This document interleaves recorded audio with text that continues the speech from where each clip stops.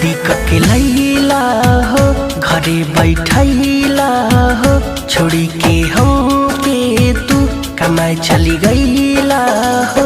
पिया कब आईबा हो बोला कब आईबा हो के लागे सब खसिना सुना सुना हो। शादी करके लैला हो घरे बैठैला हो छोड़ी के हमके तू कमाए चली गईला हो।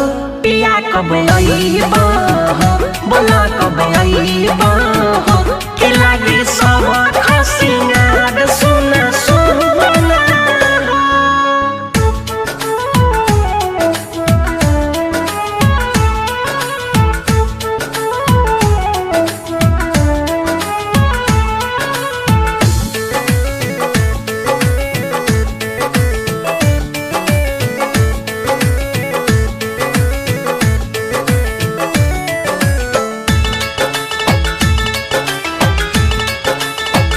करे जा डह कहता आगी जसलह कहता बहे पुरवैया त मन मोर बह कहता।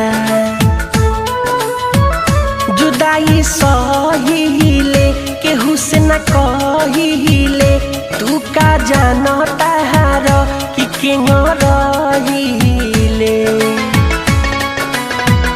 नहीं बतियावेला बड़ी तड़पावेला पूछी जब कुछ त नहीं बतावेला।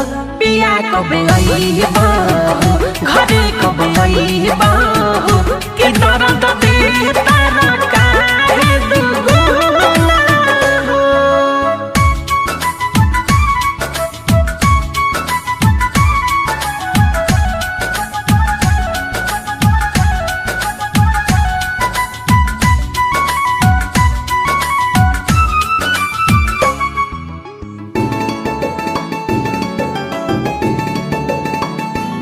बस ये तने हमके बताव पिया कौन हमारा से भइल बाटे खता।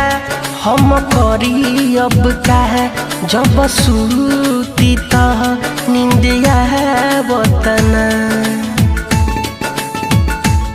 बस ये तने तू हमके बताव पिया कौन हमारा से भइल बाटे खता। हम करी अब का जब सूती त नींदिया बतना। कि कवना भोरावा में सुतैब कोरावा में ये हम सोची के डूब जानी लोरावा में। पिया कब आईबा हो बोला कब आईबा हो कि निर्मल मीठू बोलेला कुछ ना हो। पिया कब आईबा हो बोला कब आईबा